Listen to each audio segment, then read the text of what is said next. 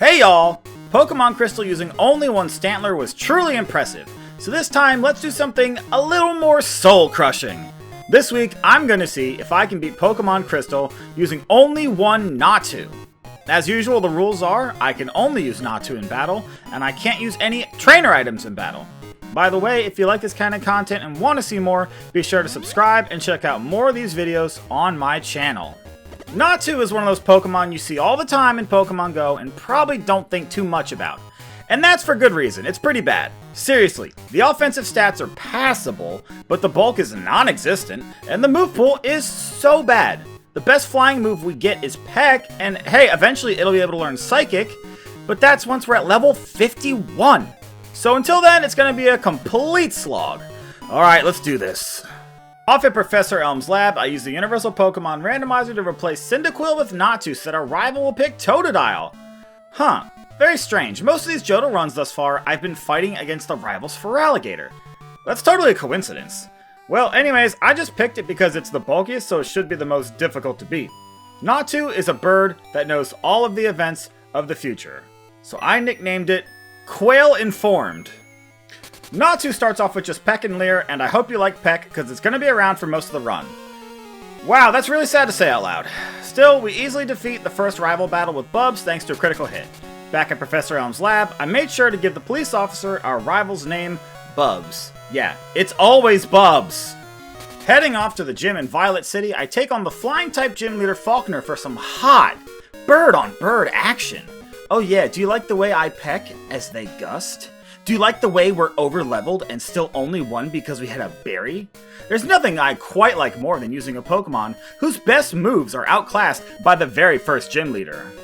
After Falkner is Bugsy, the Bug-type gym leader. Even getting here was a nightmare. Union Cave is filled with Rock-type hikers, and while you can sometimes dodge them, they also spin and try to catch your attention. I kept getting into battles accidentally and getting knocked out, and that's all before I even got to Bugsy. And despite the fact that we're over-leveled and have super effective Peck, Scyther still almost knocks us out with Fury Cutter. Yikes. Yeah, this does not bode well for us. After winning the badge, I immediately get accosted by the rival Bubs once again. This battle had me losing a bunch. With Nightshade, we're able to do decent damage because it's based off of our level, and we've got a few extra of those. Still, Bubs' Croconaw keeps knocking out with Water Gun. Over and over. Again, I tried this one until Bubs decides to go for Leer for no good reason. Huh, wish I knew what he was thinking. Next up is the Goldenrod City Gym with Whitney and her Miltank. I reached this gym at level 22, and yeah, there's no way we're gonna win like that. Natu has no useful moves, and Miltank's Rollout crushes us faster than Moo Moo Milk Souring on a hot summer's day. But there's an out. Natu learns Future Sight at level 30.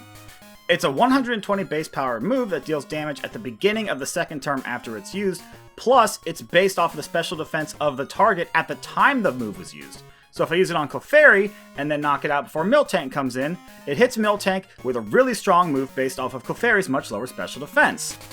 Off in Ecruteak City, I head to the Burnt Tower where I gotta beat up Bubs again, but instead he beat me up something good. I alternate between giving Natu a Bitter Berry and a Paralyzed Cure Berry.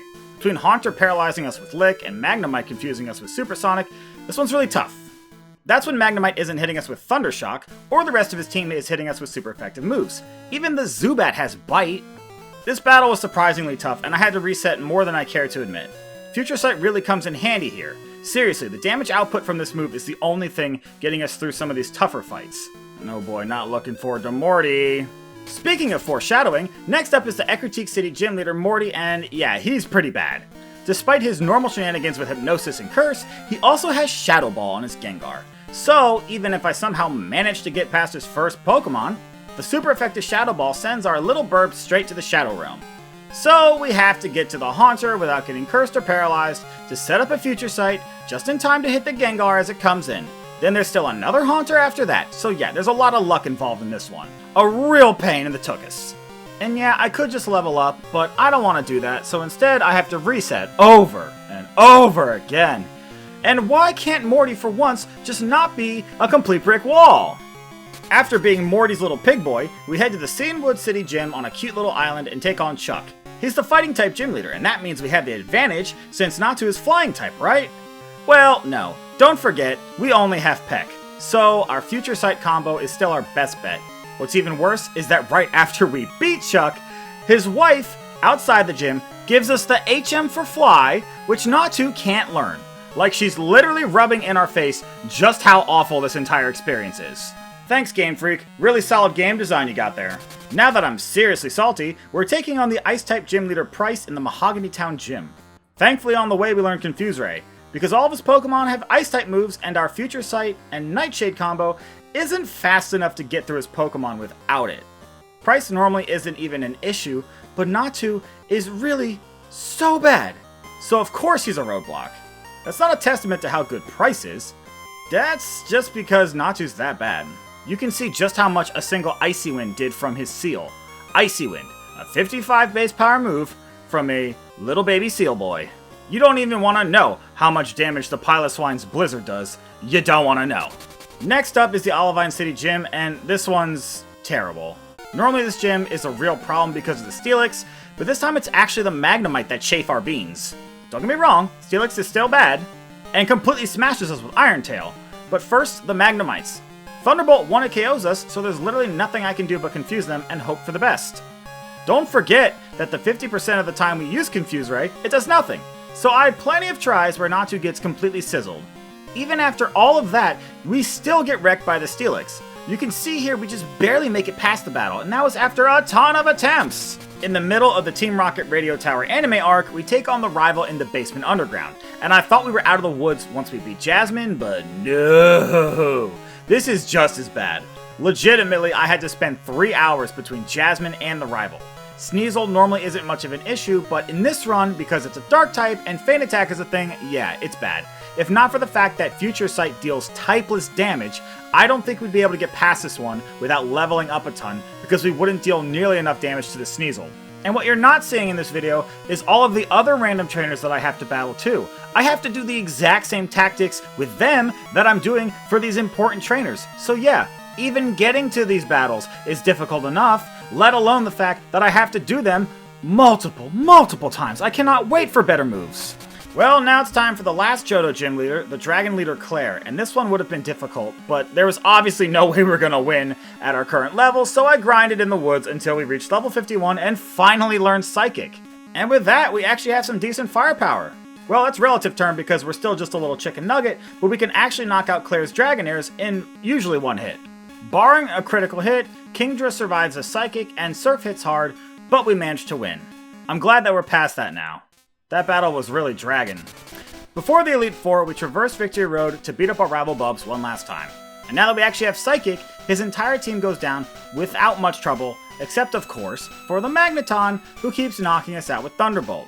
So yeah, I just YOLO swag and try to knock it out with a critical hit Psychic, and roll the dice until that happens. You know, after an entire region of just Confuse Ray, Nightshade, Future Sight, I was kinda over it and ready to move on as quickly as possible, so sometimes betting on a critical hit is your best bet. Alright, it's time for the Elite Four, and here are the stats. They're not bad actually, if we were a level 40 Pokemon, but this is Natu and we're level 54, so yeah, it's pretty terrible. And look, we're still rocking out with Peck. Man, that's awesome!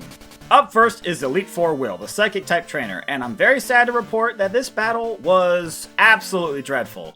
I've been getting through a lot of this run, relying mostly on Confuse Ray, so I guess it's Divine Retribution that Will has 2 Zatus, both of which spam Confuse Ray right back at us. A Bitter Berry lets us heal off Confusion once, but that's not enough. Natu gets confused consistently, and hitting itself in Confusion is an automatic reset. Plus, besides the Zatu, there's a Jinx. And yeah, remember Ice-type moves? They bad. So this is another one of those times where I have to say that I had to try this battle way too many times. More times than Jasmine, Morty, and the rival combined. It's battles like these that really make me question what I'm even doing here. Why am I spending all this time suffering when I could be getting easy views just playing Fortnite? This was the worst battle of the entire thing thus far, and the trainer's name Will is exactly what's been broken in me. And there are those of you in the comments clamoring for me to do an Abra run, to do a Ditto run. Are you mad? Well, thankfully, next up is Koga, and he's a perfect opportunity for me to decompress after what I just went through. Him and Bruno both are a lot more manageable since we now have Psychic. I praise the glorious sun with hands held high when I find out that 4 of 5 Koga's Pokemon are a 1-hit KO with Psychic. Geez, why can't all the Pokemon just be like Ariados and Muck? Fortress is the only Pokemon on its team that isn't weak to Psychic, but it wastes its time going for Spikes, which only does damage to a Pokemon when it switches in. And since this is a single Pokemon challenge, yeah, that's doing nothing here. Crobat tries to do his dirty with Double Team, but after a couple of misses, which are fair I suppose, Natu gets its act together and finishes the job. Alright, I'm feeling a little bit better now, and next up is Bruno. And hey, he's like Koga, but somehow even worse? At least the Fortress did something, but not a single one of Bruno's Pokemon can survive our Psychic. And you will not hear a single complaint from me about a battle being easy. After what I've been through during this run, I'm okay with any and all freebies. Plus, I need all the freebies I can get, since I know as soon as I beat Bruno, we have to take on Karen, who, I don't know if you remember, has a bunch of Dark-type Pokemon, and yeah, Psychic doesn't affect Dark-type Pokemon. Oh hey, speaking of Karen and the end of my happiness, she's up next, and oh my god, this run just keeps getting worse and worse. You can see me here using all of our rare candies, so you know what that means. I've already tried this battle a ton and didn't even come close. So nothing left to do besides blow our load of level up toffees. Karen's 3 dark types are awful. Umbreon has Feint Attack and Sand Attack. So either we're taking a ton of damage, or we're losing our accuracy and then taking a ton of damage. So even if we do make it past the Umbreon, there's a Murkrow. And well, Murkrow's not that strong, but any Feint Attack damage that we take is too much damage, because after Murkrow is the Houndoom, and neither of those Pokemon holds a candle to Houndoom. You can see here we take a single crunch, and we almost lost the whole thing. If not for the extra levels, Nightshade wouldn't do enough damage to even make this battle possible, even with the insane amount of confusion rolls that we need to get in our favor. Once we're past the Houndoom though, thank God, Gengar and Vileplume go down with a single Psychic. And good riddance, Karen, you will not be missed. I can't even impress upon you just how many times I had to do that.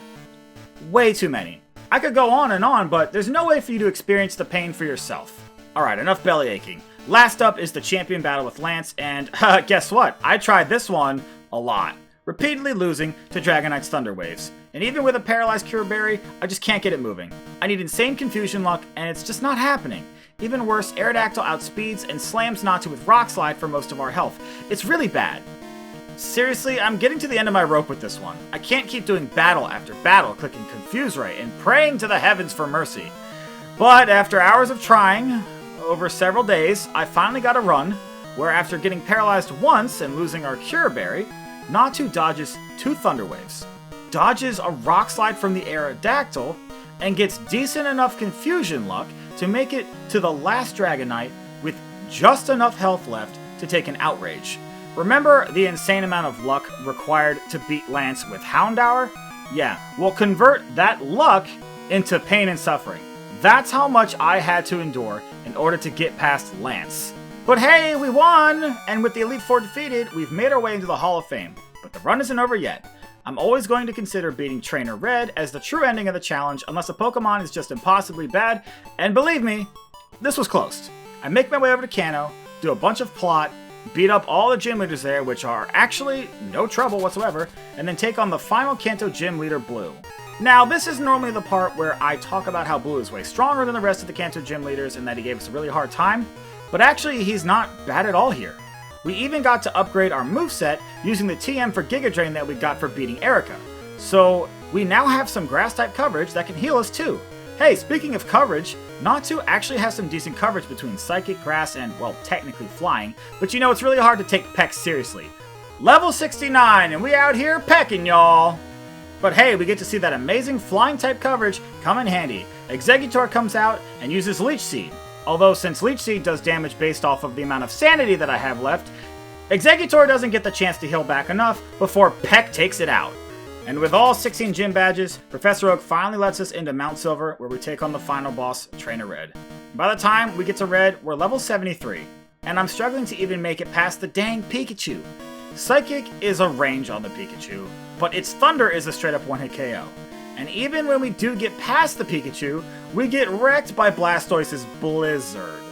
After a lot, oh, and you bet your beautiful buns, I mean a lot of grinding, Natu is level 82.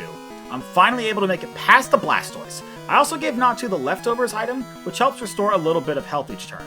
And buckle up your seatbelts, but I replaced Peck with Return. I know, it's not same type attack boosted, but Peck is so weak that a neutral Return is still stronger than a super effective Peck.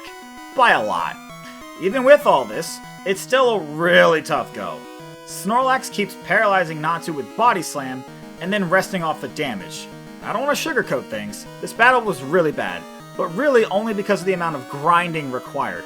Karen was much more demoralizing than this. But after many tries, Natu makes it past the Charizard, and Venusaur goes down to 2 quick Psychics, winning us the battle and the challenge. Oh my god! And with that, thank God the challenge is over. So I need these cute credits to help me relax and de-stress. Because Natu really surprised me, but not for good reasons. This little bird was just god-awful. I seriously can't believe Game Freak wouldn't let my birdie little boy learn Fly. Not even Fly. How about Gust? I'd take the extra 5 base power. It's almost like Game Freak is purposely trying to cause me pain. Well, as always, I want to thank you for making it to the end of this video. These videos are a lot of fun, but yeah, also a lot of work and pain, so I really do appreciate it. There's a playlist on my channel where you can find the rest of my Pokemon Challenge videos if you want to check those out as well. And if you like this kind of content and want to see more, be sure to subscribe and enable notifications so you'll know right away the next time one of these episodes is uploaded. And let me know in the comments what other Pokemon you want to see, and I'll probably do it. Next week is going to somehow be even more of a struggle than Natu, since I'm going to try to beat Pokemon Red using only one Zubat. Yikes! I'm definitely not going to regret this decision. Anyways, as always, until next time, y'all,